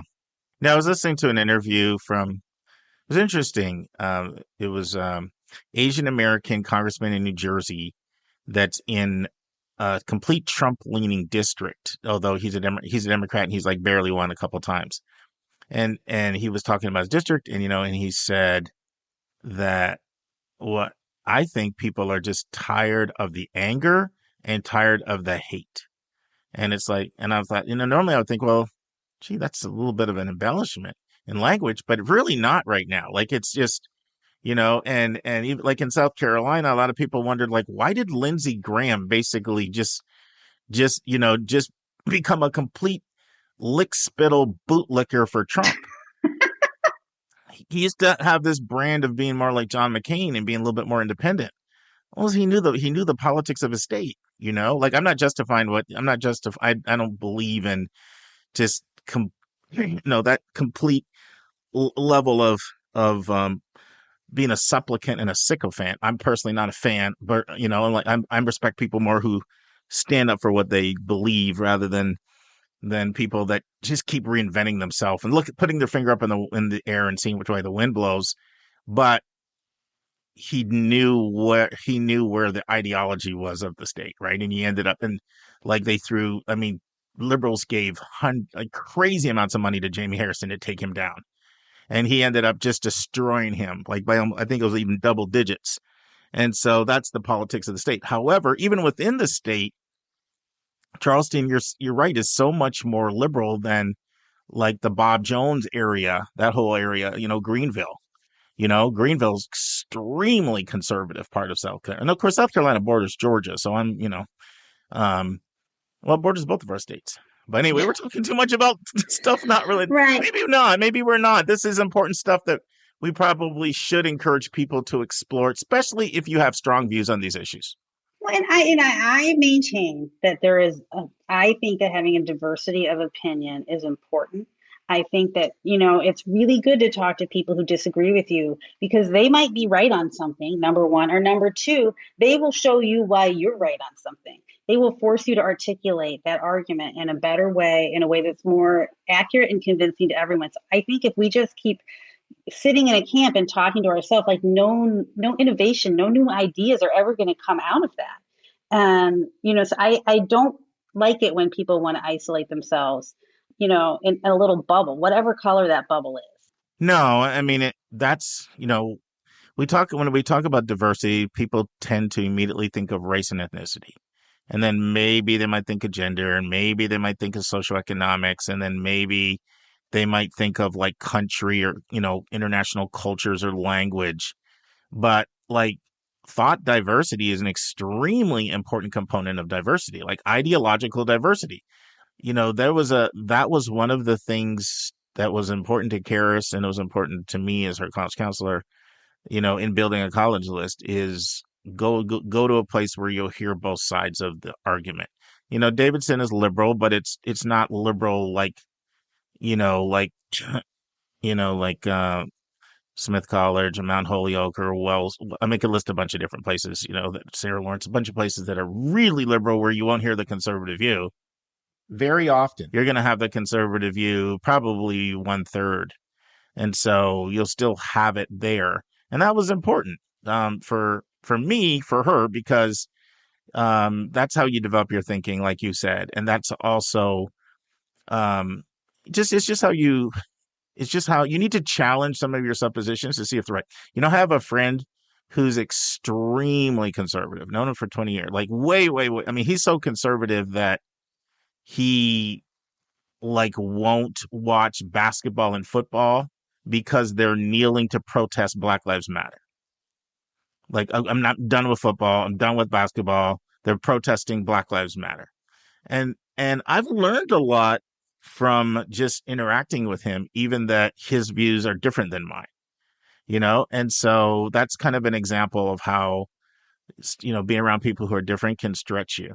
I mean, the biggest thing I've learned is how much media influences people. Like, he's plugged into certain media outlets that, if I see people rushing the Capitol, he doesn't see that, right? He's getting a different coverage. Right. And so I learned a real powerful lesson about how important media is. And it's allowed me to be more patient with people that may have views that I might find to be reprehensible. Well, yeah. I mean, my mother will probably disagree with me on this because I said, Mom, I think that, this year has made me think that like maybe not all people are really good at heart. And she's like, well, why would you ever have thought that? But like, thanks, Mom. But I do believe that if people sit down and talk to each other, they will find they have more commonalities than differences. They will realize that they like that other person. And then if they find out that that other person has a different viewpoint than them, they'll still like that person. But if we don't talk to each other, then I don't think anything's going to get solved. So that's why, for me, I would be okay with sending my kid to a school that was a little more conservative than I was, just personally. Mm-hmm. Now, here's the other side to that argument. I will share a story. So Joy did an internship in Brunswick, Georgia, 2 summers ago. And she knew a lot of people who knew Ahmaud Arbery. You may remember him, the black jogger who was executed by a white supremacist while jogging. So Joy participated in the Black Lives Matter protests that occurred after his death to support him and to protest police abuse.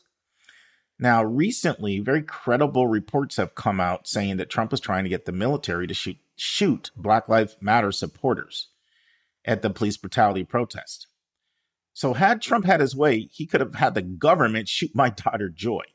So if I see people who support the insurrection or if they are all in on the Trump cult, we're just so diametrically opposed at the core that I have to push back on the we will all get along if we just talk.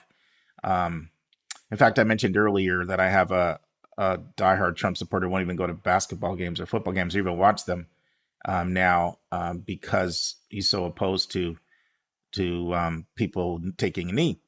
And I have learned from him, but I can't talk to him. We text. I can't. It's just too, divisive. So, if a Holocaust denier tried to have a conversation with a Jewish family who lost relatives in the Holocaust, it's unlikely it's going to be a big kumbaya. We are all a like moment. So that's just the other perspective. And I share my story partly so people know my views, but also you have a right to know my biases. And I do have an anti-MAGA, anti-insurrection bias. And I think our listeners should know my biases. In fact, you should always try to know when you listen to anybody what are the biases of the people you're listening to, because we all have our biases. Any other final things you want to share, Lisa? Because you and I are just talking away, and then I we're going to look know. and be like, "Oh, we did an hour spotlight." College of Charleston. What were we talking about? Well, I do think that College of Charleston could be a real winner for somebody who wants to be in a city, who likes warm weather, who likes the ocean, who wants more of a liberal college, kind of experience, a liberal arts college kind of experience, mid-size, and is interested in one of the things that they're really good at. And if you're a really strong student, I think the Honors College can offer you a lot of opportunities additionally to the things that their strong programs offer. So I do think it's a good fit for some people, for probably quite a number of people. I think they do give merit aid. If money isn't a huge concern, then, it might be something you can consider more freely. Yeah, and I know the combination of city, warm weather, beach nearby, and some strong majors, that in of itself can draw a lot of people in. Yeah, yeah. Throw in some pretty good rah-rah and some good school spirit and a lot of stuff to do in the town itself. And it's such a historical place too for history buffs, right? Oh You my get your goodness. history buffs that love places like Williamsburg, where William and Mary is, and Charleston. Just even its history in the Civil War, its history in in a lot of different things it's a place that's very rich with history. Right. You've got it from, people coming over and settling to the experience of indigenous people to the Revolutionary War, Civil War, natural disasters.